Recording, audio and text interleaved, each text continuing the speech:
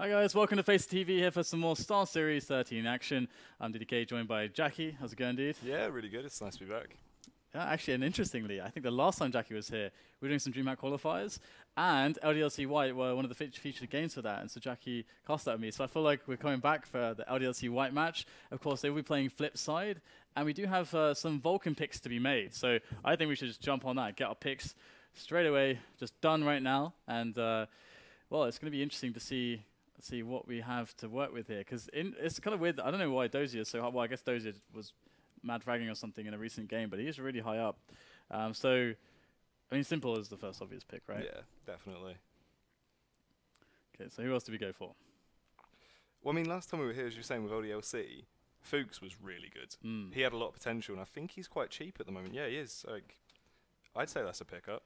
Yeah, I agree with you. I think Fuchs is also Tuanu is also, I think, one which we should go for. Yeah. Very good AWPer, very explosive. Fuchs has some sick clutches, I remember, on a Cobble especially. But do we want to get more from them? Should we just check out the rest of the players' value first, I think? So let's go down a little bit here. This producer scrolls for us. Okay, what do we got at the bottom? So any notables here that they're maybe undervalued? I'm not sure really. Maybe WorldEdit, maybe. Yeah, I'm thinking that's probably the best we're gonna get, sort of. Yeah. Out of there, yeah. All right, let's do it. Let's get WorldEdit on the go.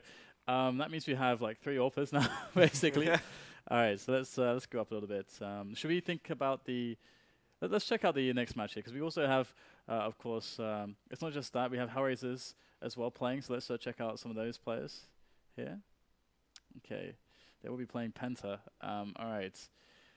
Oh, it's so difficult, actually, I got to say. What do we do here? What do we do? The players are quite expensive here for Hellraisers, I must say. I mean, Angel's an entry fragger. He's always quite reliable and actually getting kills. So maybe we should get a pickup on Angel. What do you think? Yeah, I think throughout the Hellraiser players, I think we can rely on him to rack in a few kills for us. So I'd say go for that.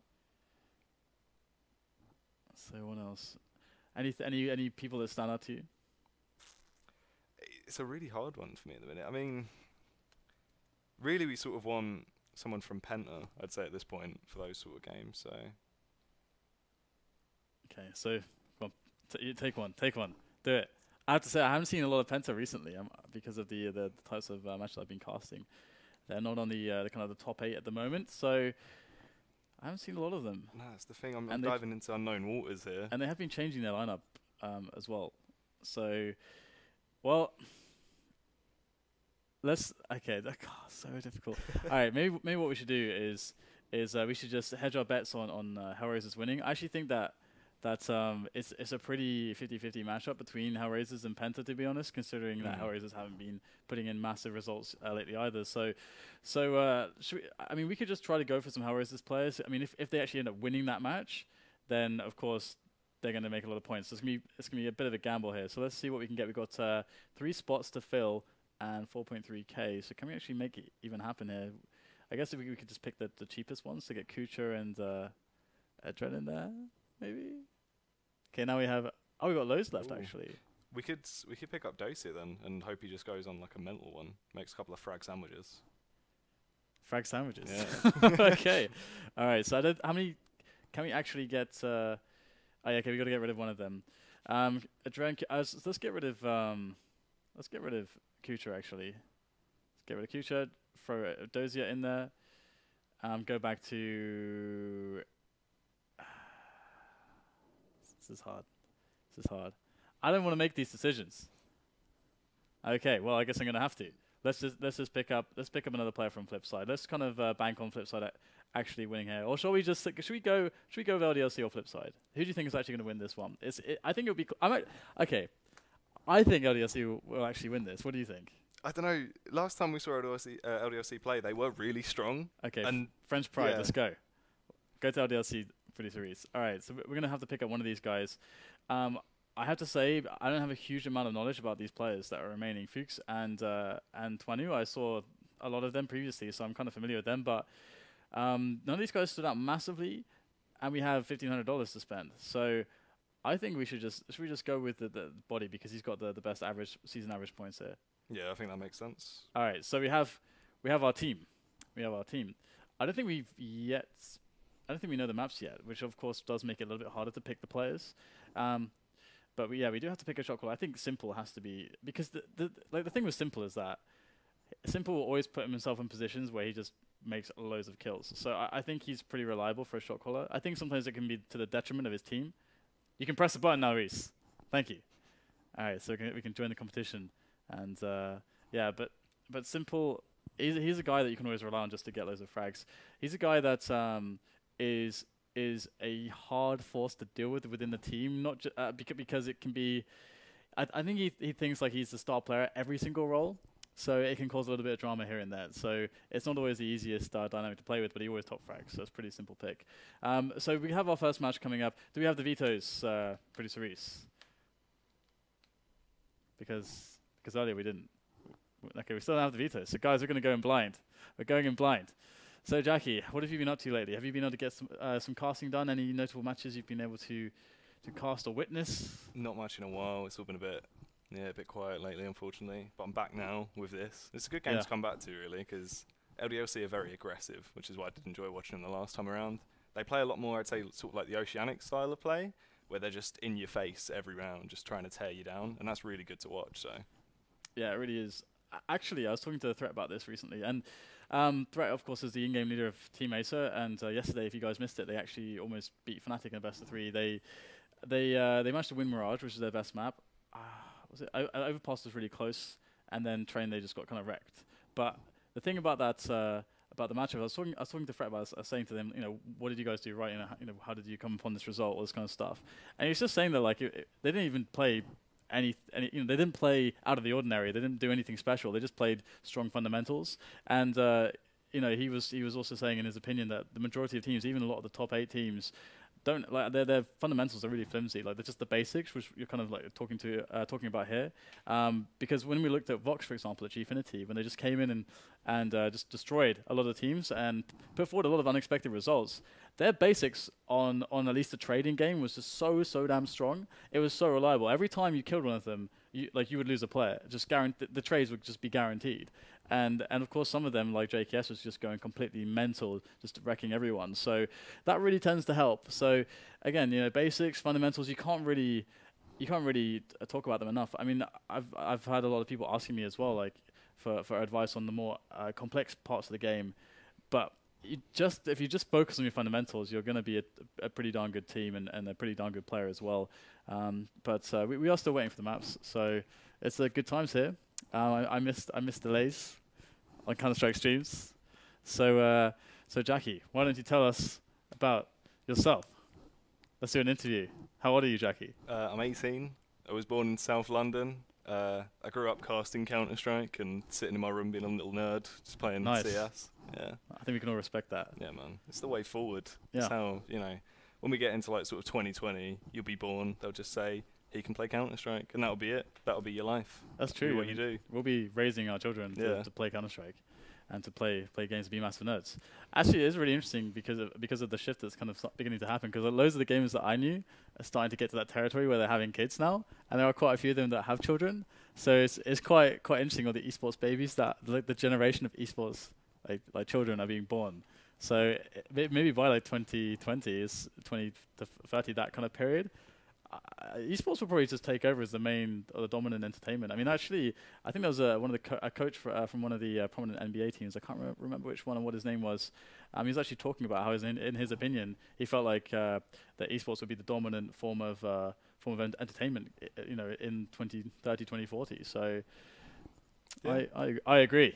Yeah, I mean, it's the way it's going, because everyone loves like gaming. I mean, we had it a while back, it was sort of like it was all shied on, people didn't want to put it in the open, but now where it's all come a lot more forward and esports has got a lot bigger, which is great for everyone involved and everyone on the outside like spectating, it's so much more open and you want people to get involved in it and you want to tell your friends, and it's the way it's going to go, as you're saying, like, people will be passing down their Orpasimovs to their little children when they're born. Oh my god, all the Asimovs will go to the children, except if you're Thorin, who will probably, I wonder what Thorin will be doing. Like, I wonder what position he'll be in the community, because Thorin has been he was quite hated originally, very polarizing figure, and now everyone is. He's generally much more liked. He polarizes people a little bit less. People can see more of a funny side of him, more of a humane side of him. I wonder where he's going to be in years to come, because he's actually a huge pillar of the community, and his output of content is kind of unmatched. Yeah. So it is interesting to see how old people are growing with the industry, because that's kind of because none of it, like no one really trained for any of this. The people that are involved in esports. So it's actually really cool to see where people have come from and where they're going. But as far as Counter-Strike goes, how did you get into it? What are your favorite things about it? How do you sell it to people? It's just, I don't know, it's different because any other shooter, it's too fast-paced. Like Quake I used to love as well. It's different, but it's like Call of Duty and stuff like that. You never really felt sort of strong in AK, like in CS even. When you get like a wumble of an AK, you just feel so powerful. It's that level of just skill. You just love the power tripping thing. It's just like power trip all day. All right, we have some maps. So, Producer Reese. What was that, Producer Reese? Okay, so Producer Reese is requesting time. So we're going to sit here whilst we give him his requested 20 seconds. We could even sit here in silence, but I won't do that because that'll be a little bit awkward and weird. Yeah. So only works when James is here because I don't know, he just looks the same no matter what is going on. Whether he's cracking a joke, like he just keeps everything inside. It's quite weird. Either way, he's actually in France if you're wondering. I think he went to France to do some Street Fighter stuff. So good riddance to James. And now we have our maps. Cobble, Cache, and Mirage. So Cobble was one of the maps we saw LDLC.White play quite well on previously. I can't remember which team they played against. It was like a month ago. And Flipsid actually chose Cobble as well. So leaving LDLC.White, of course, to be choosing Cache. So it's going to be a very interesting best of 3, I'm certain. So now we have our maps. We can try to understand a little bit better how this series is going to go. What is your take on these maps? Well, if we get Cobble, as you were saying before, if LDLC sort of start off on that CT side, I think that's where they're going to lock it down for quite a few rounds. Because before we saw them even on ecos, they were just getting ridiculous frags. Their positional play on that map, due to like their individual skill, is so high, like what we was watching before with Fuchs as well. He could just shut down areas of the maps by himself, and they were really strong on Cobble. So if they get CT, I think they'll definitely lock it down early on.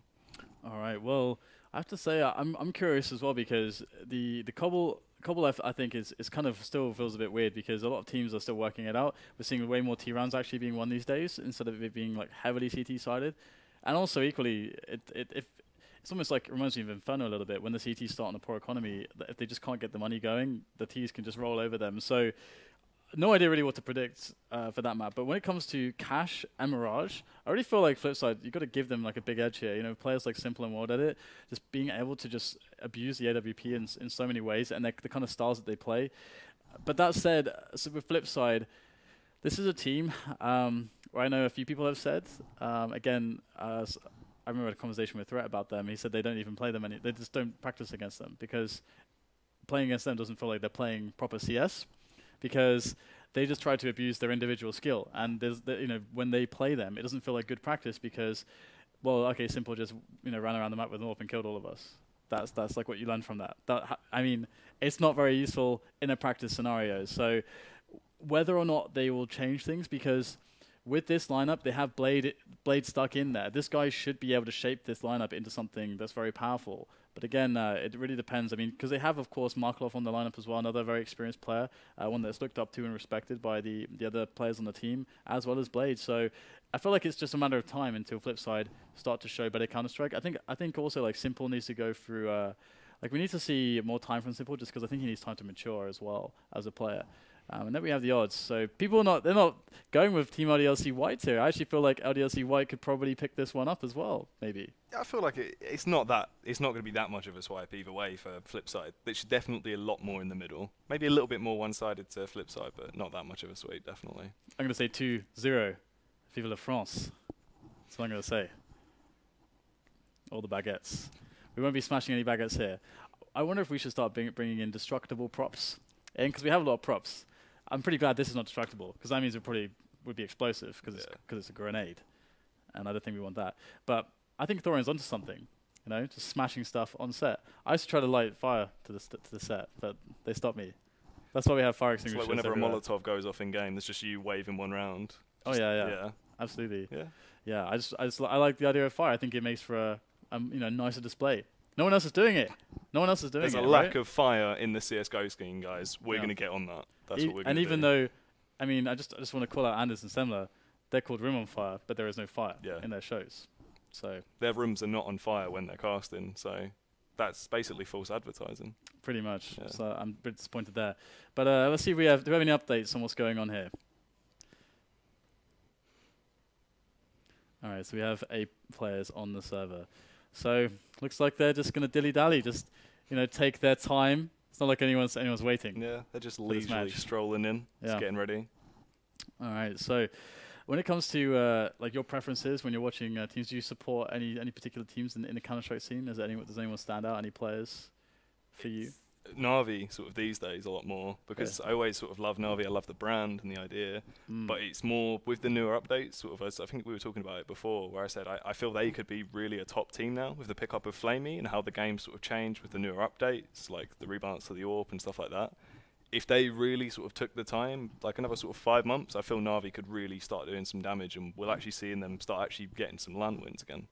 Yeah, they're looking really good. In fact, they had a very close series against Vlаdуslаv to get into the to just barely be denied by Vlадуслаv into the finals of Gfinity, and that was actually really interesting. Although Train at the moment, I mean, did you actually catch those games? Yeah. So Train at the moment is kind of, I don't know if things will change. Obviously, the map is very simplistic. You either go B or you go A. Because there's no real mid.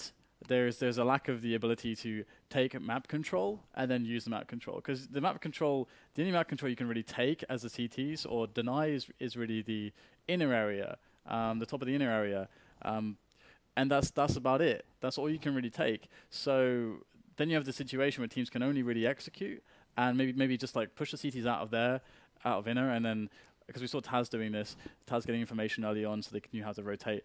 But I mean, yeah, you take over inner, and then you either execute into B or into A. Yeah. And then that's it. That's sort of what you're saying. Like, it's being played a lot more simplistic. And it's where it is sort of a newer map where it's been out of play for a little while. It's been redone.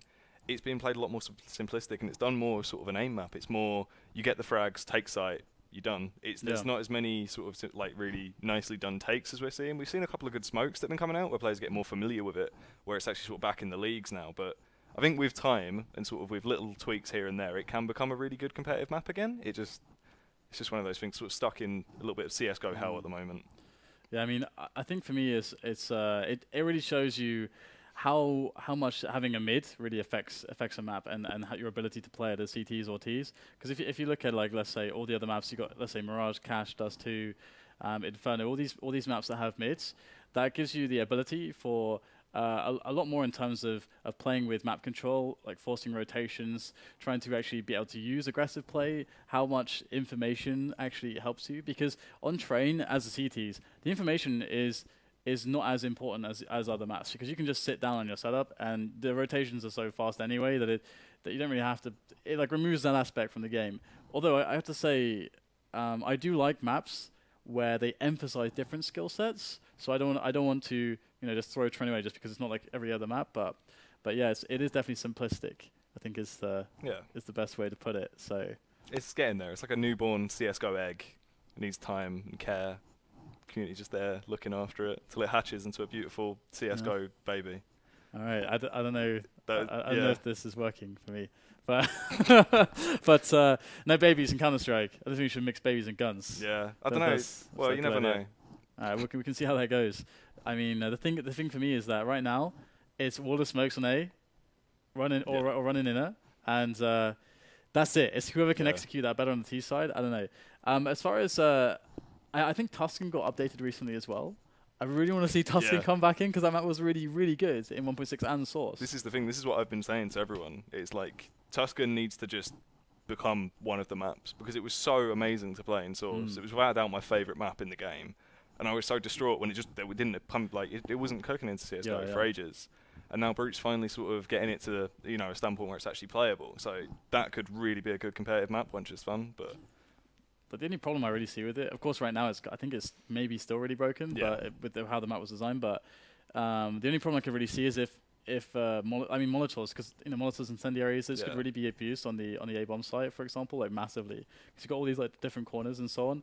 So that might be a little bit too strong. I don't know. But then the only thing that does as well is it increases the skill ceiling, because we saw areas that were overpowered in Source that you can like actually sort of I don't really know the word. I've lost it. But you can sort of counter that. There we go. You can counter those overpowered spots now by using the Molotovs and things like that, which is why I think it would be good to see in like sort of CS:GO competitive play. So we need Tuscan. We just need to find out. I mean, it's a good map, and of course, Nuke has been done away with for now, and it's being revamped, I guess, behind the scenes, which I'm not.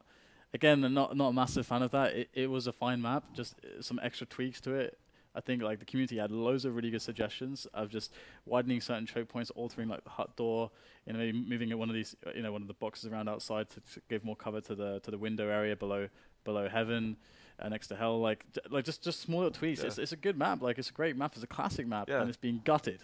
That's the thing, because it was amazing in Source as well, and it's another map sort of like your Infernos, where if you're a good team, you're good on like that sort of map. You were good on Nuke because it was a really sort of heavily team map. You'd beat mixes on there all day, but if you were a good solid team, you would win on it. Whereas the CS:GO version just needed time again. That's all it was. If they would have just spent a couple of hours, just look at what was wrong, get the community involved, it could have been an amazing map, because Nuke always really was, and it's a shame.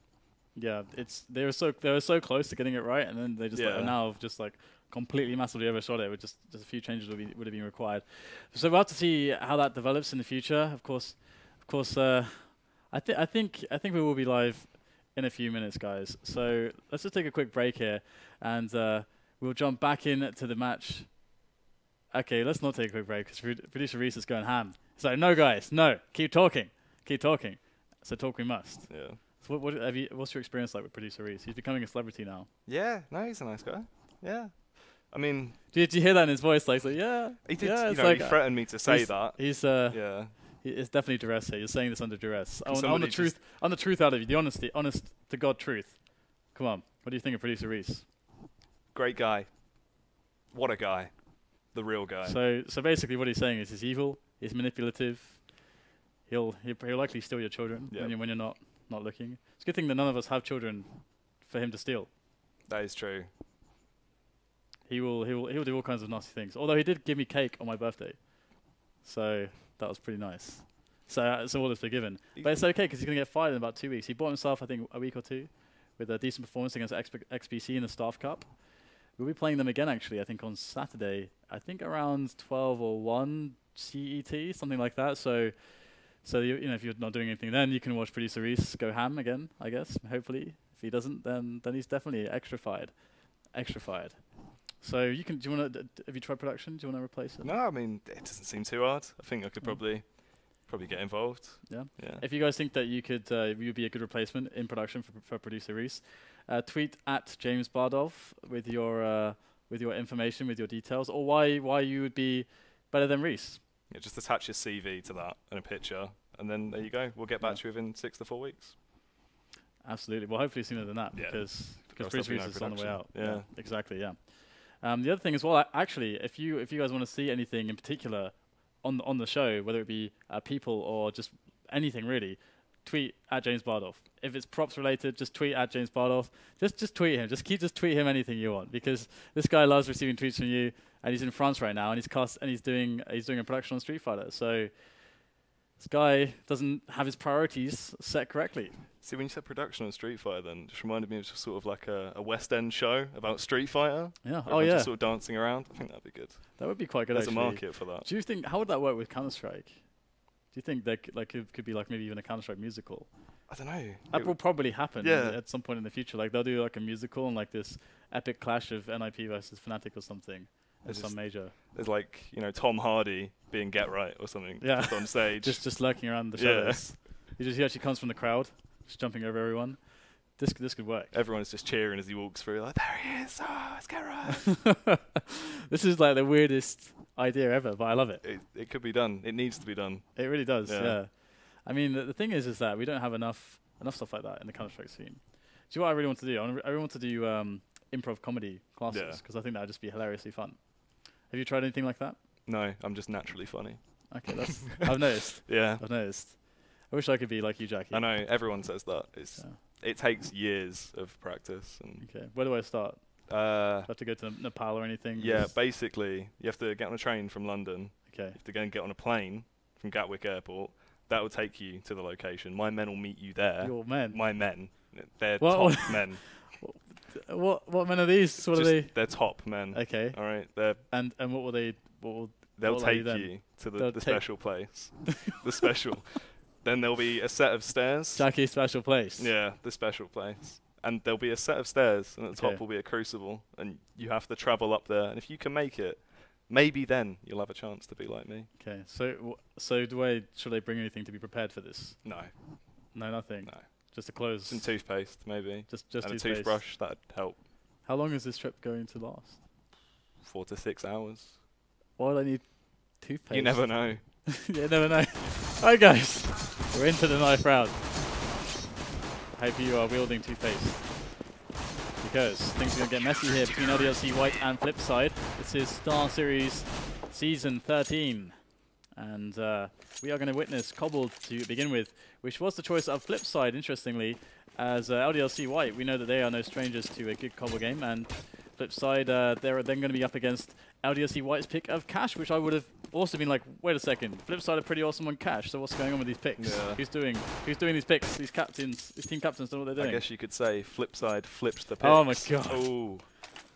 Oh my god. There we go. This is good as well, though, because LDLC have got the CT side, and I'd still say they were a better CT side team on Cobble. So. All right, well, we're going to find out very shortly. We're going to jump into the pistol round. We have some Kevlars. We've got a Kit and an HE on Tuanu, and he is towards B. So they are playing the kind of A retake kind of strat here, making sure they can have a good B defense if the push was to come there. And in fact, most of the players, or at least 2 and the bomb, are on Skyfall at the moment for Flipside. They will make a kill towards Skyfall as well. So the pressure being felt now as Flipside are able to equalize on top of LDLC.White. That bomb's rotating background as well. Wants to try to get to the mid area. I think they might be trying to go for the A take here. There's only one man there as well, and it's Body. We do see the rotate coming in from the CTs now as things do quiet down on B. So nice repositioning here from LDLC.White. They're playing it really safe at the moment, and the time is ticking away, but there's still a minute left for Flipside to make a play. And now we have Maten. He's looking down CT ramp to see if he can find anything in this variant. There is Blade. Oh wow, he gets the shot and he finds the bomber as well. So the rotation can come in now for LDLC.White as they look to close out this round, but it's going to be Simple and bondik put in loads of damage, and now it's all on Devil. Ooh, he does get 2 though. 1v1. Simple 68 HP, and he's got the bomb. He's on site.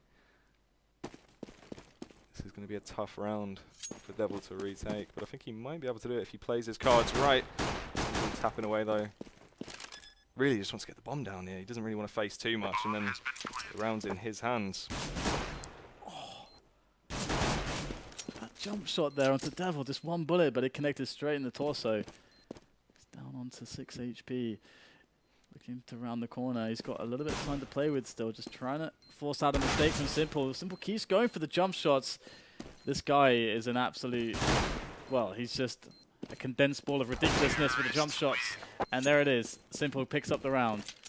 It was a close one though. It really felt like LDLC.White had that actually in the bag there. The right positions, the right calls. They got the bomb down, but they just couldn't hit the shots. Yeah, that was a shame. They rotated really well, as you were saying. You know, like, they worked out what was going on. They read the map really well. As you were saying before, it's down to sort of the more default style of play in Counter-Strike. They lock things down. You know, they don't overcompensate when they don't need to. So it's really good to watch.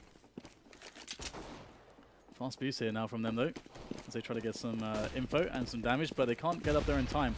They do spot the push coming in towards B long. The Flipside just going to use those ranges to full effect as Simple picks up the first kill onto Body.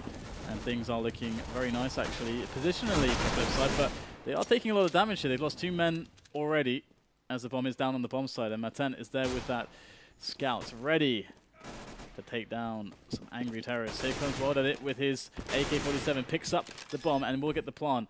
And Fuchs is the last one left over, so just a PT-50. He's got head armor as well though, so he might be able to get some damage done here. Let's have a look. Nope, Flipside will close out the round, and it's going to be a laboured one, but they did survive with 3 players, so that's not too too terrible. Yeah, they're not doing too bad. As we're saying, they're not playing silly. They are, you know, they're playing it smart. They're getting the picks onto Flipside, definitely. It's just Flipside currently have the advantage. I think it'll all change hopefully first gun round though, as LDLC.White get their confidence back. Okay, so we have some grenades here for Flipside. These are really good utility to flush out LDLC.White from any dangerous close range spots with those pistols. Now they've taken Belong again. It's such a safe place to take as a team. You can all stick together, work on the trades, and Simple's going to spawn my tent below. And I think that Simple just froze for a second there, and he will get taken out, but it shouldn't stop the efforts here of Flipside. Although Waten gets another kill there, this is getting a little bit interesting all of a sudden, but finally finished off, and Flipside pick up the third round. So this is the this is where I was mentioning earlier. It can get really awkward for the CTs if they can't build up their economy quickly. Twanu though is going to be on the AWP, and he was absolutely monstrous last time we saw him here with an AWP. Yeah, he was just a complete machine, hitting just ridiculous shots. So if he keeps that up, it's going to be very hard for Flipside to sort of take the site, especially if he's on B as well. If he holds that long area, just shouldn't be able to push up at all. And one thing about Flipside as well is that you'll see WorldEdit on the AWP, and Simple is essentially their best rifler and their best AWPer. So that's where things can get a little bit, well, there can be disagreements in the team sometimes, because he's still quite a young guy, and he wants to be doing everything. But on the T side, he's got to let WorldEdit work that AWP. And so far, we have a decent amount of info for LDLC.White. They have seen, I think, a few players towards the A side. I mean, we have Flipside slowly clearing out angle after angle. And body's going to be close now at the bottom of the CT ramp, looking to get pop flash into a peak here. It's not an info, but Devil will push him back. Those shots were very close. Body, you just finally get the shot there. Beautiful headshot onto body, and now 5v4. One CT is down. It's looking a lot better for the T's already if they can get onto the A site. Created by one man there to try and defend them. Fuchs will go down as well. It's all down to Matt Hen to sort of hold them back, really. We'll get one almost taken down the second, and he does finally do it. Onto the third. Ooh, very close, but bondik gets the better of him. 3v2 now, and time's ticking away, but the bomb will surely go down. Bomb has been planted. Nice shot by Twanu there. As he works his way in, he's got to get a massive clutch here for his team as he pushes around the APC there in the middle of CT spawn. But WorldEdit's on one angle and bondik is on the other one. This shouldn't really be doable, and you can see him backing away there, noticing that this is not going to go well for him. So he's going to save that AWP, and LDLC.White will have to eco again, but at least they should have an AWP to work with in there. Maybe he can get a good position, maybe he can catch Flipside off guard. I would expect him to go to B with it, not only because he plays B and because that's a good spot for an AWP, but because Flipside have been pushing B long every round, especially it's kind of their response against the eco, because they can stick together, move as a unit through that area, get loads of good vantage points on the over onto the B bomb site. So I would expect that, but we'll have to see what Flipside are going to throw at them. Yeah, I mean, it's not looking too bad as well if we see 3 players on A right now, 1 on mid, 2 on long. The 2 on B, they might be able to hold this back with 2 new leading the AWP, as you're saying. If he can get a couple of picks, it will give the other CTs just enough time to rotate round. But there is a T lurking sort of T spawn area there just waiting. He might be able to get some information for them. They are wasting no time at all, but it will be 2 new to get the first frag of the round, taking down Simple. Markelov spamming away there, wants to try and get some frags. Takes down Matt End by bondik. Look at this, they are circumventing that AWP in the hands of Vlаду. He can't do anything after that quick pick onto Simple, but it's going to be the rest of his teammates trying to get some damage done here towards the connector area. It's not going too badly. Devil's going to pick himself up an AWP as Twanu is going to be moving towards Skyfall, covering if they are to move back into B, but it won't be the case just yet, as bondik is slowly edging his way towards that A bomb site, and Twanu gets WorldEdit. He was trying to flank around the B side of the map. So Twanu has created a situation where LDLC.White can actually pick up this round, and that is going to be impressive considering their predicament. Only 4 HP as well. They could take him down with ease if he doesn't get the better of him in his positional play, as he does. Takes down Devil, switches that Molotov, chuck it out, trying to send TwoENU to the Burns ward, but doesn't quite do it yet. TwoENU. Oh, gets the better of him with the AWP shot, and we'll get the defuse as well. That's the first round on the board there for LDLC. Hopefully things will start looking up for him now. Yeah, I mean, they will have the money to work with. Flip side as well, though, they've been getting, they got the plant there despite losing the round, so I would imagine that they're going to have a pretty decent buy going into this one, and indeed they will. However, they don't have the most money ever, and the same can be said for LDLC.White. So if Flipside are able to win this one, well, this round is worth 2 for both teams here. Either team is in a position where eco is the only option after a loss, so very, very important round as far as momentum is concerned for both sides. And we do see Flipside now just chilling at the moment. They have, I do believe it is WorldEdit with the AWP towards the A side of the map, looking down towards those long-range angles onto the CT ramp. But indeed, there he is, just trying to see what he can do. But they've smoked it off here, and they are going to send Blade in there as well. bondik going to get the pick through, or the entry into Skyfall. They have got it smoked off, though, LDLC.White, so they're still under control despite being a man down. So this is starting to get really dodgy for them. Devil gets the counter frag, though, back onto bondik and evens up the numbers. Looks like they do want to go for that B take now and get ready to commit towards it. Can Devil hold it, though, as they do begin to push through Skyfall? Does get one, completely unaware that he was still there. Unfortunately, just get taken down by Markelov, though, but this is still looking better for Flipside. Only one man left on the site to try and defend. WorldEdit begins to rotate round now. And they will get the pick onto him. TwoENU's down. Oh, the second frag as well. Markelov just completely on fire there. Takes down Body. Fuchs having none of it, though, as he comes in. It's the third frag onto Simple. WorldEdit's almost back now, though, just in... Oh, nice. And he's got a good angle on the last player as well. I don't know if he knows where he is. He could actually just go for the hold here as well. Going to try to bait him out, though. There it is. The running comes in. Doesn't get the kill, though. And WorldEdit on 9 HP. Goes around with the USP. And just a shot. Great stuff there from Fuchs. A clutch from him.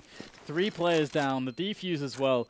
And that is what we saw from him last time. We saw an LDLC.White game on Cobble. I think that's definitely who LDLC want left alive if it's going to come to these clutch situations, because he just plays so calm. So it's nice to see. Yeah, that grenade was perfect, spot on.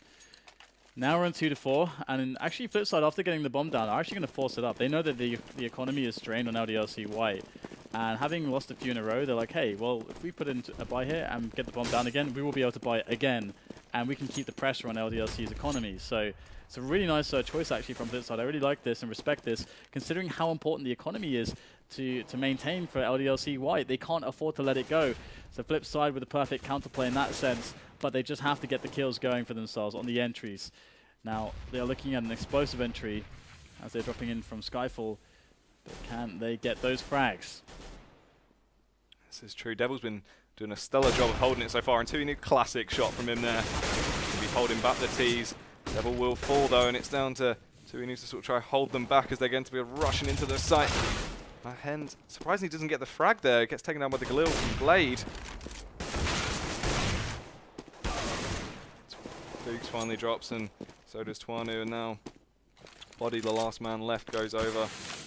WorldEdit still only with the Deagle, hasn't picked up himself a gun yet, but there's an AK in front of him. We'll grab that. Oh! That was sick! This guy has got some clutch moves as well. It's like, well, look at me. Doesn't give a damn. Just beautiful.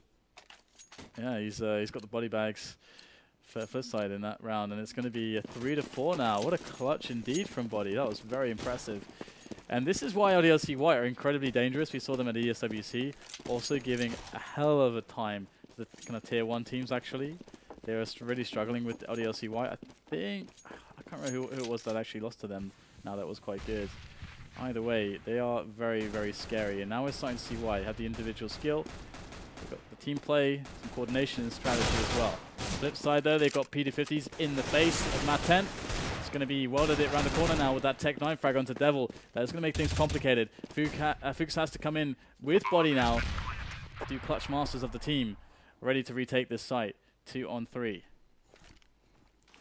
And with his lovely nades, unfortunately this time around it won't do much. Molotov on site as well, and Markelov almost gets the better of him, but he will finally get taken down by bodyy. bodyy just completely single-handedly retaking right now. Flips around with that P2000, wants to try and get the final frag, but it's too late as Fuchs is just going to one-time the bomb, and there it is. That was really close. That was almost a very embarrassing situation for bodyy. His sole job was to be the protector of the defuser there in Fuchs, and he failed at his job, quite frankly. He was a non-factor there, but 4-4 now the score is Flipside. Have a double AWP setup. Simple's had enough. He's had enough of Timothée with his excellent AWP play on B. Now, is Simple going to challenge him straight up, or will he find his opening elsewhere? Looks like Simple, in fact, is going to the B long area with his AWP. Let's see if Simple can actually get the pick on Timothée. Okay, he's looking at a close angle there. And his teammates, meanwhile, will move through the Simple grab area. They get themselves up to Matrix or the A-long position also. bondik with a nice frag onto bodyy as he pushed through the smoke. Very aggressive stuff from bodyy there. He'll soon be regretting that one now as his team are forced to rotate a couple players. But Timothée is still at the back of the B-bomb site, and Simple, after those rotations, is looking to try to get an entry, I think. Yeah, I think if Simple can actually get the frag here, they might be able to work in, because we're seeing all the Ts rotate round towards the B-bomb site now. And Martin is going to go close. Now, can he find anyone? This information is also very key because at the moment they don't know what's going on. They have 3 players stacked towards the B-bomb site, however. Oh, great flash in for Martin as he tries to get himself up there onto B-long, and he will also just retreat straight away from that position. And still, Flipside are looking for an entry. 30 seconds for them. Devil still tucked away, waiting in case anyone tries to drop in though, and Blade begins to push up. He'll get the better here. It will be Blade to take down that hand, but Timothée gets the double! Oh my god, it's Fuchs now. And I think he heard the plant there, but he's not going to try to spam through. He could actually kill the planter there, which may even have been round. But he's going to find WorldEdit. He's going to root him out of his position, his little hidey corner with that AWP. No more. Fuchs with another one. Just Markelov left to deal with now, and he's actually on lower health than Fuchs is. But he will not have the angle. But another close call for Flipside. They keep getting in trouble in these like 1-on-3s, 2-on-3s. It's coming down to the wire nearly every round now. It's just getting closer and closer every time. But LDLC.White, they just that was their first loss, and they spent all their cash because Flipside did so much damage in the previous rounds. So the play where Flipside were constantly reinvesting into dealing damage, we can see it's actually paying off now. It's the future. It's all about the future there for Flipside, and we have arrived at the future. The future is they're very broke LDLC.White. They are going to have to double eco before a buy can really come into play. Simple's in trouble. Does save himself though. Yeah, Devil did almost get the better of him there though. Gets him down very low and he free HP. I mean, you could breathe on him and take him down at the minute, but Fuchs as well. HP is not looking great for both sides, but he will get an early bit of damage off as they do begin to go to the A take. And there's no one on site really left to try and repel it.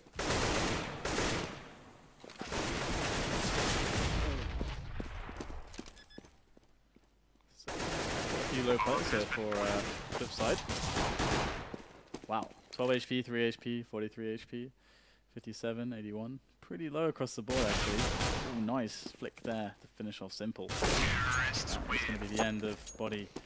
So 6-4 on Flipside. They seem to be taking a strong control of the game. They have won the economy side of things for now, and they are reaping the rewards. Yeah, I think they've just sort of flipped on cruise control now, as we see, as you were saying before, LDLC in another eco now until they can get back in, try and get some cash and buy. They've got, you know, a few players with armor though. They've got 1 nade and a smoke. It might be able to help out a little bit, but they haven't got much to work with. Oh, and the Flipside are actually moving towards B here, so they got to be careful because the ensuing chaos could actually create a lot of opportunities for these pistoling players of the French side, LDLC.White. However, Flipside are slowing things down. They're not looking for the quick play into B, which is certainly wise, as LDLC have stacked towards that bomb site.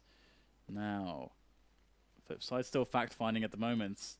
Still waiting for LDLC.White to be the ones to give them some information, but they're going to go for the Skyfall drop. And Martin is waiting close by. Great grenade, actually, onto Martin. He was looking for that quick headshot.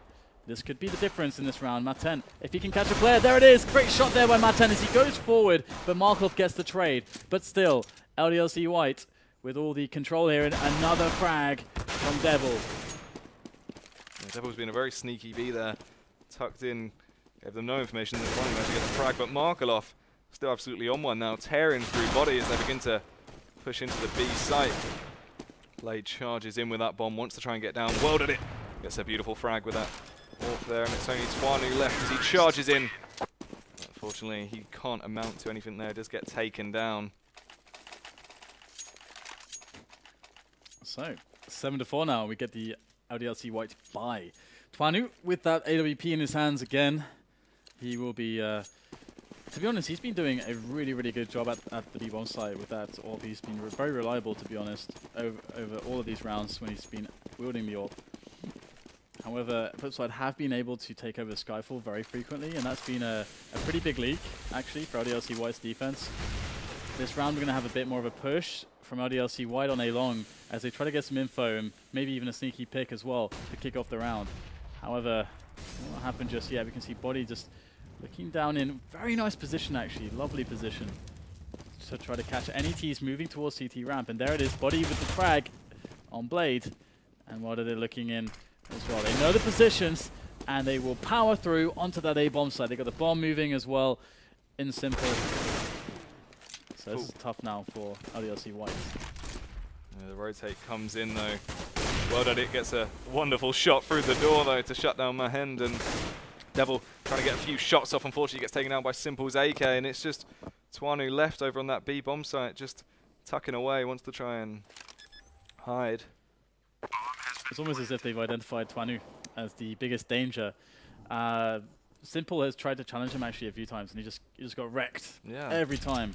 So, I mean, because that's what we did see. We saw round after round going for those B takes, and the only sort of defense that LDLC really had was like Twanu just completely just destroying him with the AWP. As soon as they took him down, they had free control of the site. They could smoke it off and just lock it down and wait for the retake to come in. But now we've seen much, much more of an aggressive A take, and they've just been completely just blowing through all of LDLC.White's defenses, just rolling out the welcome mat, coming in, and just there you go, have A site. So I think you're right. That's what they've been doing. Yeah, it's a shame because we know that Twanu is somewhat of a highlights reel player when he gets the AWP going. We've had some good clutches actually from bodyy and Fuchs, I must say. So definitely some decent performances across the board. But Flipside have been able to really work positions very well, entry into A very well, take over Skyfall very well. It's gonna be Twanu though. He's making his position felt towards A. They're gonna go with a quick push now behind that AWP. To see if they can get some damage done. They're completely gambling here. All of them towards this area. That spray down though from Simple and Blade, looking very strong indeed. They will finish off the job. Nice attempt though from LDLC.White, but 9-4 is now the score in favor of Flipside. Yeah, that was really unfortunate. They went for a risk. If it would have worked, it would have been great, but it's a real shame there. We just got completely shut down there. But they do have cash to buy still. Money situation's still good, so it's not too bad in LDLC.White's favour right now. Okay, so we are going to see the next buy round here for LDLC.White. Perhaps they could start the comeback trail from here, get themselves to 6 rounds. It would really mean a lot, but actually trying to get a bit aggressive towards B long, it would seem, are LDLC.Whites. They are boosted up with Devil up there, you can see. And they are looking to get more players in this position as well. Now, you've got to be careful with that because it can be naded quite thoroughly, but Flipside, again, they're looking for that A split, I think. They want to take over Connector and split into that A bomb site, at the moment at least. Smokes are slowing them down. That is true. I think maybe where they've gone wrong here as well is they haven't realised a lot of the time the leak into the site is coming from drop down, and that's where they've taken a lot of players away from now. It's only Matt Hen sort of there. There's T's already in there, just waiting to burst out onto the B site. It's going to be interesting to see if they can really sort of hold it back, because they have that much sort of a map advantage already. Okay, bodyy is just very careful of any flashes through that smoke. Oh, great face there onto bondik as that smoke dissipates. Kill awarded to bodyy. Flipside make their push felt up onto the B bomb site. Twanu there on the site itself, trying to get some damage done, but the flashes are coming in. It's quite awkward, this position now, and WorldEdit will silence him straight away. Now, it might be that they have sealed away the fate of LDLC now with that kill on Twanu. But can Martin get something done? So far, it's not looking so good for them as the trades come in. And it will be two members for Flipside who are left standing at the end of the round to pick up their 10th. And we're going into the last one now. And the best that LDLC.White can pick up on the CT side is 5. I think that's a real shame. I think that's what went wrong there, is they just had complete control of drop down. And then when they did actually go for the push, last man left alive on site was Twanu, of course, and he was just blind time after time because there was nothing he could do. His position was just, it was ruined from how much control the team's already had. Once again, favor in the B area of the map though. Early flashes come out and a cheeky face there from Blade, but he does get shut down very early on by Devil. bondik will get one of his own though, headshot onto Devil. And it's all go, go, go over at the B site.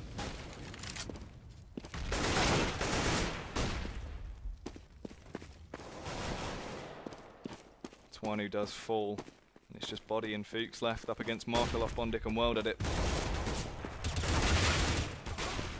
Will get one for himself then, it's just Fuchs left. The man you would want in this situation as he claims one-on-one. York's in play with WorldEdit, of course he gets it. The flick there. Right now we're seeing a 4-11 scoreline. Yeah, pretty strong showing from Flipside, and they did get that pistol round winner at the start. It was really close actually. It was simple with the jump shot shenanigans that really helped to seal the deal on that A-bomb site, and it really compounded into a massive series of rounds for Flipside. We can see they took 4 straight away, and then eventually, I mean, they got some rounds, LDLC.White. They got 4 in a row, but then they got broken on the economy, and they just never came back into the game. And Flipside, I think they showed a very, very strong individual skill, very good map control as well, and awareness of the strengths and weaknesses of their opponents, and they exploited them fairly well, to be honest. Very confident with where they could take and how they could take it. But now we move into the second half. The pistol is live. Can LDLC.White save themselves from losing heavily against Flipside? Yeah, they really need to go big early on here. The pistols would really help to get them back in the game, and Simple looking out for some information. It's only him on A. Everyone else has taken a gamble that they're going to go straight B, but they haven't decided to do that at all. As Simple gets pushed from all angles, but he'll still get the better of him, taking down Mahend. Luckily, Tuinu does finally get the frag onto him, and the bomb can go down, but can they hold it then? Man, it's definitely going to be tough because the clock has been put on them now, and they've got a kid on Blade. They have to make sure that that does not get lost. They do have some time. They're knocking at the door here at the A-bomb site, and LDLC are not allowing them to come in easily. Inside their body with some good angles, and he will clean up 3 players in a row. Great stuff there on LDLC's side of things as they claim the pistol, and now Flipside are put into a situation where they may just force it up. Let's have a look and see what their decision is. However, on this map, you do want those big buys and the big storage, the big stores of cash. So only Markelov. Okay, they are buying with a few players, and even Simple actually. However, Simple is basically the best Deagle player in the game. Yeah. So, and I'm not exaggerating. No, we can let him off for buying the Deagle because he really is. It's like his secondary orb. There is no words for how good he is with that Deagle. And there are a lot of teams that have underestimated him with it, and they have suffered massively. So I think more interesting for me is the fact that LDLC haven't opted to sort of go more so for SMGs because the vast amount of cash you get from using them. It's interesting actually picking up AKs. Well, we're going to have the move in there from WorldEdit. He has got a fantastic flash into those engagements, but only picks up a single kill. They have rooted out the last player there on B-Long also, so it's just a matter of time until he goes down. I believe it's Markelov. But in goes bondik with a frag onto Fuchs. That's going to alleviate some pressure as Flipside are now a man up, despite Markelov basically being a dead man here. There should be no way he can do anything from this position. And here we go. You will get one spraying away with that SMG there onto Markelov, and BV3 as they begin to go for the sight take.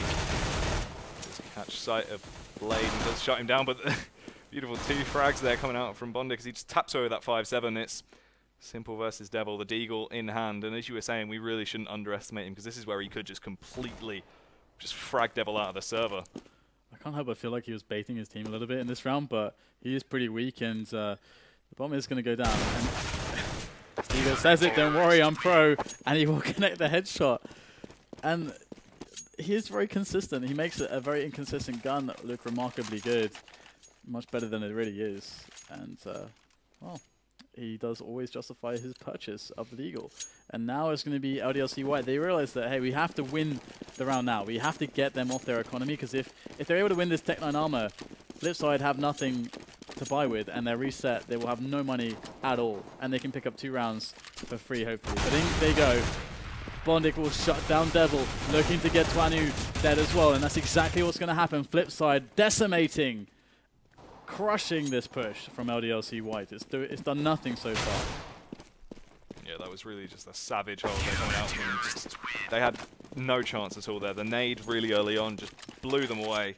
And of course the spray coming in to just completely shut them down. And 5-13, things aren't looking too stellar for LDLC, but of course they're still in an eco as well, and it just depends really. Do you reckon, you know, if they sort of get into that mindset, actually start getting some rifles on board, they can come back from this, or are they too far gone now? I mean, I think it's a very, very low percentage thing here, because Flipside, I think they have such a good potential on this map with Simple and WorldEdit when they have the money going to just shut them down all over the place with the AWPs firstly. So I think they need a buffer of rounds to figure out how to play against it, and I don't think that, and they just don't have the rounds to do that.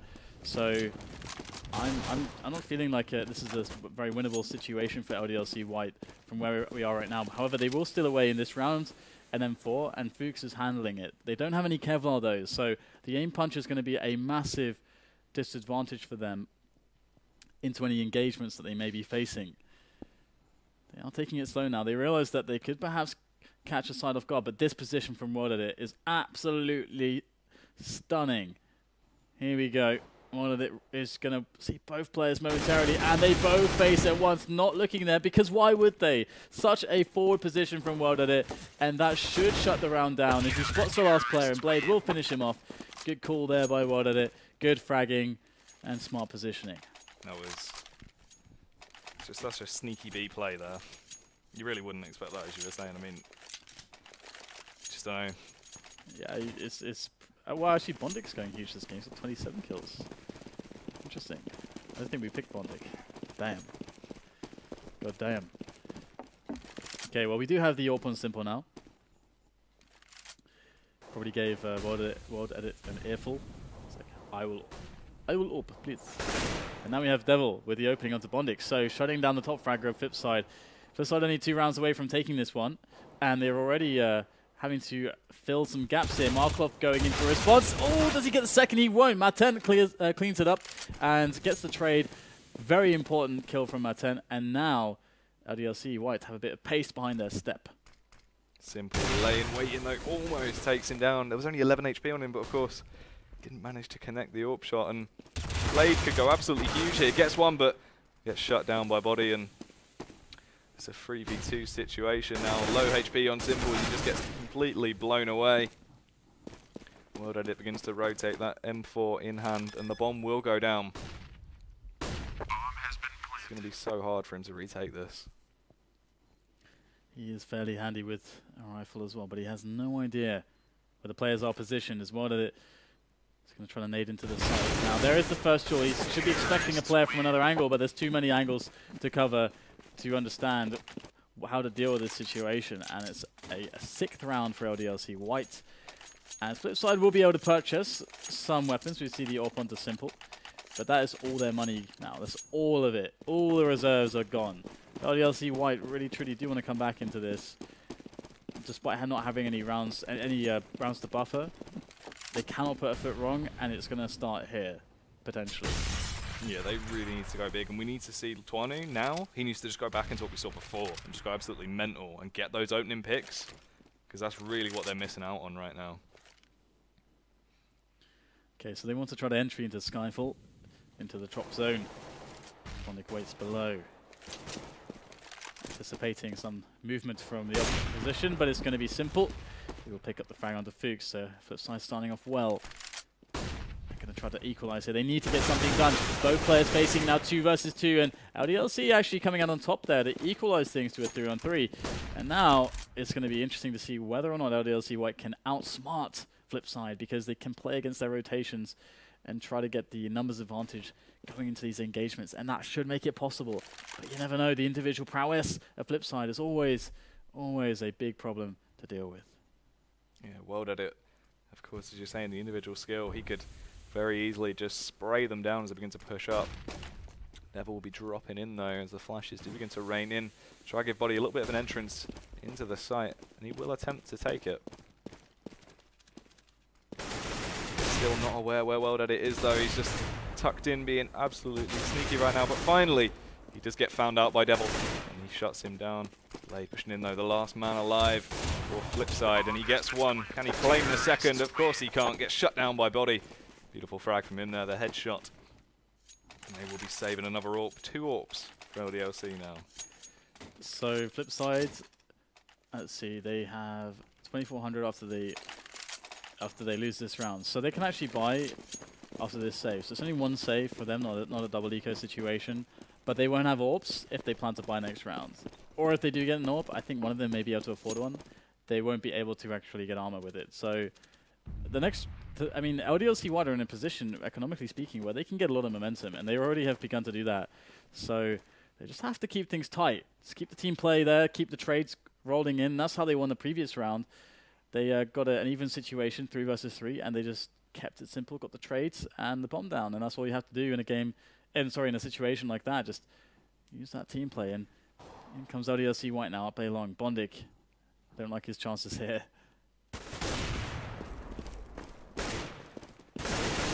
You get the pick onto him, and you go A site completely open for them to push in, and shut down Blade as well. We're trying to sneak back on to do a little bit of defense. Markelov and WorldEdit come over, but see you later, Markelov. You've been taken down. WorldEdit with the deagle in hand. 1v5. It's not looking amazing for him. If it was simple, then maybe, but it's not. It's WorldEdit. Unless Simple's been handing out the deagle tips. Well, I don't think there is any tip. And he's actually going to get shot through the door. I forgot that those doors are actually wooden. I'm so used to the metal doors on Dust 2, which like no damage. Yeah, I really get quite frustrated with the doors being as they are actually in Dust 2. I really do miss the wooden doors, good old wooden doors. Rip D2 doors. Yeah, I guess, well, anyway, I guess that's a point of discussion maybe for later on, but we're going to go into the next round, Flipside with a buy, and as noted previously, they cannot have AWPs, and to be able to afford nades, we have a couple FAMASs board as well. Simple and Markelov on FAMASs, the French weapon. bondik takes a little bit of early damage as well from that nade that drops onto his head from that end. The flashes as well to blind him as Yegor through this double face that we've seen them do so well every time, and this time it works flawlessly as they get both picks, and the B site looks a lot more open for them now. WorldEdit still waiting though, lying awake behind that wall of smoke, just getting ready to pop out and try and do some damage. The flashbang in hand, and here he goes. So just playing with Flipside at the moment. They know again it's a situation where they just have to get the trades in as they move into a site together. That's all they have to do. They've already done the hard work in getting the picks to get the man up advantage. And here they go, just moving together onto the A bomb site. They had a guy pushed up A long. They have a guy actually in the consent area. Here he is, Maten, going to shut down Blade. He's got himself 3 kills now, having locked out Connector. And this is going to be another eco for Flipside. Potentially, they're going to have $3,400 at this point, I think. I think they lost 5 in a row. Or something along those lines. No, LDLC.White are on 4, so yeah, I guess it will be 5 after this one. I mean, really, we should see WorldEdit lose his gun here, because playing very close. Simple has fallen back, though, doing much more of a smarter play, unless they're actually going to try bait for each other, or try to get a few frags if their teams do decide to go for a push, but they won't. They'll all back off together, go the smart route back on long towards T-spawn. Just don't want to risk losing any guns here, as, of course, Mahen very low, so it's Devil. Playing it super safe. I respect that. And now we have the round for our Terrors, our T side, LDLC.White. 9 rounds for them as Flipside are on the max bonus, and they just need to put 2 rounds together, but we will see. Are they going to do something crazy? No. I mean, they should save, of course, and they'll have a big buy on the following round, a really big buy, and that should for them hopefully be enough to secure them into the match win. LDLC.White on the other hand, they're really finding some edges. I actually am afraid now that because they brought up 2 AWPs, or they have 2 AWPs, I don't know how well that's going to work out for them. It's been the quick play with the rifles that has really been able to allow them these fast entries. They're up against pistols as well as a mix of 2 rifles, and there's 4 players on the B side. This could be ugly for LDLC.White if they're not careful. Especially with Fook as well. I'd prefer to see him having an AK. He's a lot better with the AK, but Matt Hen will be the first one to get the frag as it all goes down over at B. Just complete massacre. Only 2 CTs left, and it's Blade and Simple. And Simple will be showing that he completely knows how to use that M4. Gets 2 frags, wants to try and get the third, but Twanu does finally shut him down, and Blade sneaks in from behind with a P250. Tapping shots off, rattling him away. Wants to try and get the frag at least. He goes onto the site, does get one, and he gets the second!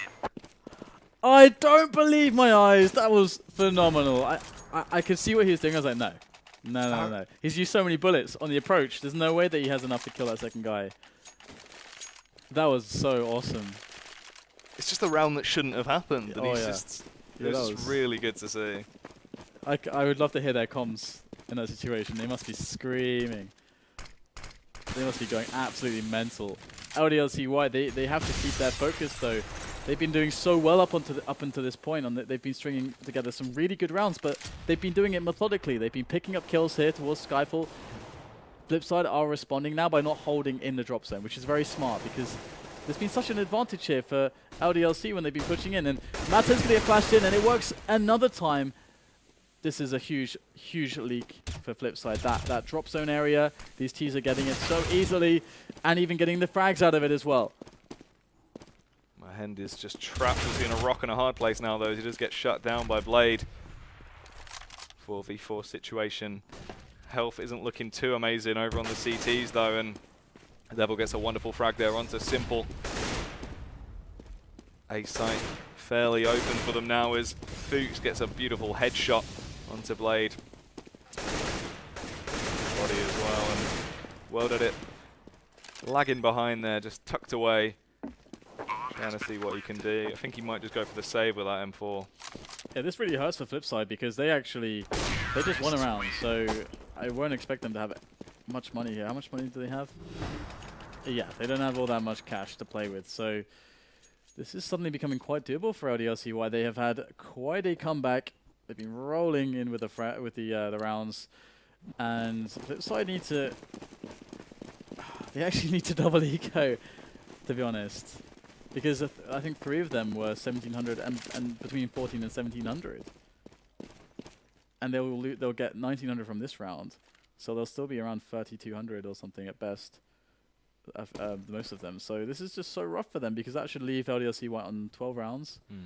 And we'll have to see if Flipside can pull it off or if LDLC.White can continue the reign of terror. So to begin to push up, very slow play from them. Just slightly catch wind of one player, and they will capitalize as the push begins to go down now. Shots coming back in retaliation, and WorldEdit will find one onto Matt Hen 2v3. Simple sneaks up with that deagle. Should be able to capitalize here, but unfortunately whiffs it. He does get one to Twanu, but Fuchs shuts him down, and it's WorldEdit once again, the last man standing. With that AK in play.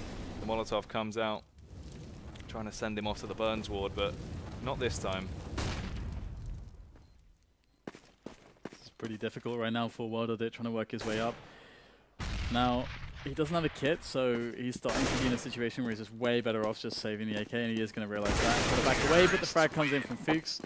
And the crazy thing from that round is that actually Simple put himself in a spot where if he actually connects the first eagle shot, that round is won by Flipside. They win the game there, or they win the maps there, sorry. That's just completely round winning. And you would usually expect him to hit that too, so... Yeah, I think it was Fuchs that turned around and saw him, and then he sort of panicked and started spamming with the deagle. He just sort of crumbled at that point. Apple crumbled and just messed it up, whereas he would have got sort of at least one easy frag. As you were saying, it's a real shame.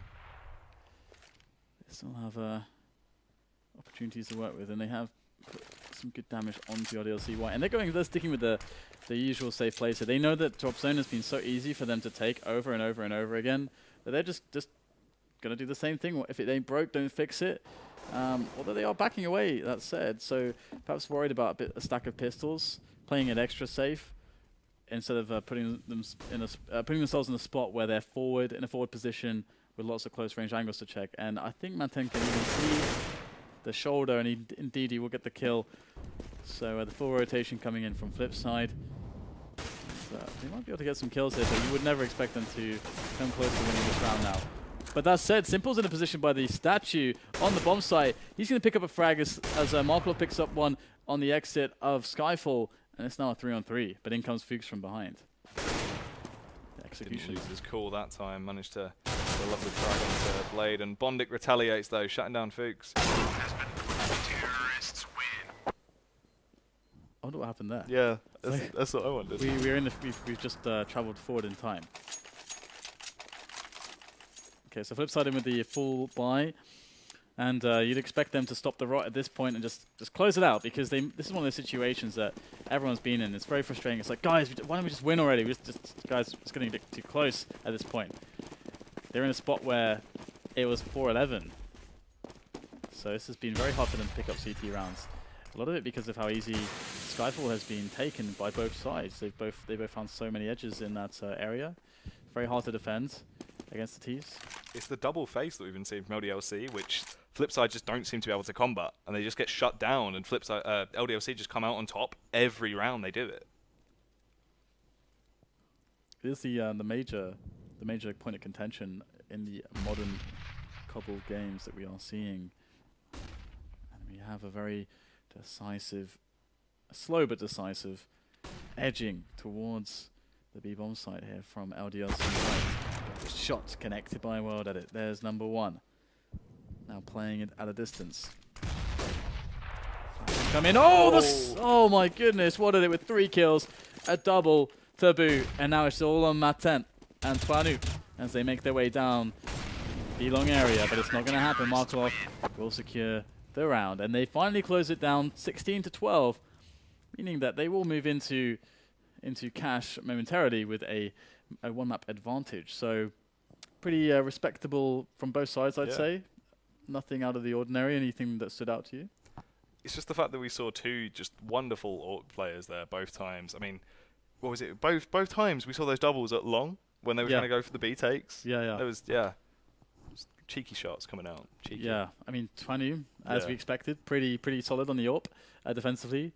But yeah, I mean, that it seems like teams are struggling with an answer for drop zone. Yeah. Like how to hold it properly against the Ts, because once the Ts get it, you have so many issues, because how do you deal with this? You can't get into connector properly as a CT then. Like, it completely destroys rotation and gives so many options to the Ts. Then they can make a quick call to rotate either side, and then you just have massive problems. Because that's what I was saying as well. It's like every time we saw LDLC get in those rounds where they'd get that early pick at drop down, 2 of them would face, and every time they'd either lose 1 player but get 2 of their own.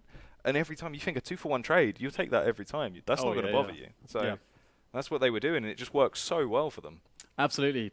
Well, guys, we will take a quick little break whilst we set up cash map number 2 here between these two sides. Can LDLC White bring it back on their pick? We will see.